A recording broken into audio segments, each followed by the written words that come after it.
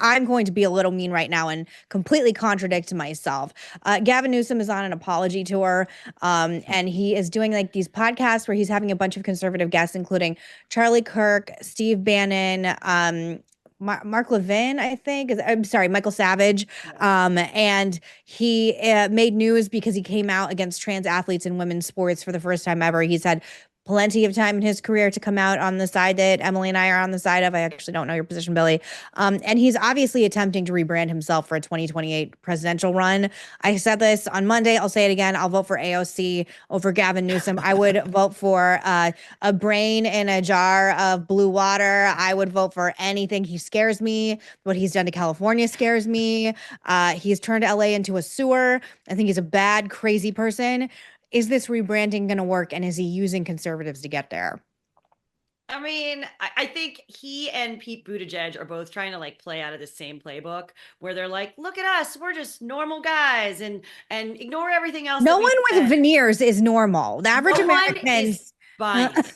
No one Yeah. is buying it. And I think you make a great point about like you'd vote for AOC. At least she's authentic and I know what I'm getting. Like I would Yes. much rather have an enemy who I can say like let's have a debate. Let's fight it out. Let's see who wins on the votes on the floor rather than someone who's going to say one thing to your face and another thing behind your back. And I think the American people are in on this. They look at this kind of stuff and they see it as not being authentic and just following the winds of, political change. And I don't think it works. Billy, do you think Newsom 2028 is a realistic thing?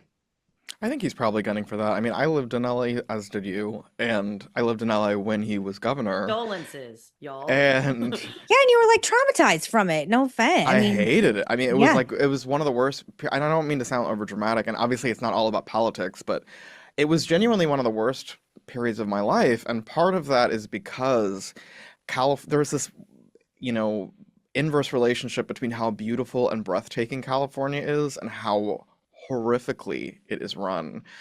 You pay so much to like live in a place. I mean, LA obviously it also comes down to local law as well, but it's totally falling apart. I will never forget. I had this moment in my mind that was kind of like, okay, I guess I need to leave this place. I was on my way to CVS and I was sitting in the car, and I looked to my left and I was still outside of my apartment building and the sidewalk in front of it was like up in flames, like huge fire. Literal dumpster fire. God. Right, and they had the homeless encampment that lived outside of my apartment had set the sewer on fire to kill the rats, and so as I'm looking, I'm like, oh, that's what is happening. You know, the rats run out and they play whack-a-mole with shovels. And I don't mean to be glib about this. I think homelessness is a complex issue. I empathize with people who are struggling like that, and will take someone smarter than me than to figure out how to fix it. But under the policies pushed by people like Gavin Newsom and Eric Garcetti, you've seen like an explosion of it in a very short period of time. I also lived in California during COVID when Gavin Newsom had the audacity to place these. We were LA specifically was the farthest behind the entire country with getting our Yeah. freedom back, and he was going to the French Laundry, this tiny little restaurant. If you're actually worried about airflow, and catching a Wait, can you virus. also the restaurant that Nancy costs like Pelosi gave her 25 haircut and all grand? that kind of shit. Yeah, but Right, right. isn't that like one of the most expensive restaurants in the world? I mean, just I have not I'm been sh there. I haven't either. And I'm sure it is very expensive. I just couldn't believe. I mean, like that was such a dark time for so many people in LA, and it's been so far. I mean, I can't believe it were like just hit 5 years, which is insane. But we were so slow to get like I still was living under a stay-at-home order where I couldn't get a haircut in February of 2021, so almost a year after this has happened. And part of that came from Gavin Newsom, and uh, it did come from Gavin Newsom, and it's hard for me to look back and have any respect for him. I think that he really, really showed kind of that he places power over basic common sense. I mean, I know that COVID was very novel and everyone was just trying to figure it out, but I mean, California was behind everyone, and there was a reason, and he was a big part of it.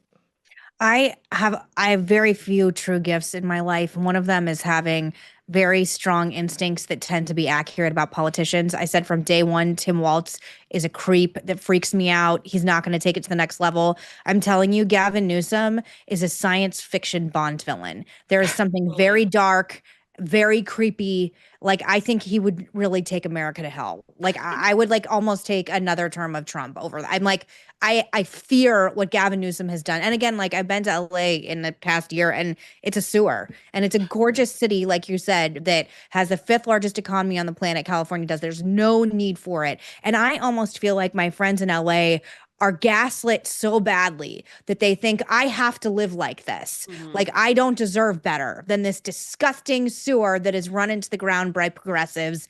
And that's all I have to say about that. And I can't wait until next week when he has another right-wing figure on to try and make him act like he actually gives any fucks about Right. Republicans or conservatives think, because he does not. Someone So- asked me, they were like, what do you think of his new podcast? And I was like, well, you know what? I understand that governors have time to do multiple things, but like How does I he have have time for such right. I have Yeah. such negative and it's such I was like, fix your state. Why are you Yeah. interviewing conservative Yeah. right-wing influencers? You need to just be like making basic changes I to also like make life more livable for the many people that are suffering. this kind of That's true. propaganda stuff is also so like authoritarian. Like that's the kind of thing I would expect in like North Korea, where your country's falling, you're going to shit, and you're like out there doing your PR campaign. Right. Like that is essentially what he does. And I think it's our job, like as conservatives, to hold these folks accountable for the terrible, often authoritarian positions they took in the past, and be honest about them when they try to make it all look rosy and send it away. I think I'm gonna have to start a I Hate Gavin Newsom segment on the show where we just spend a segment talking about how much. Oh I my will God, I could write such literally, a long like, list. I worked for a oh. Californian. I know all about it.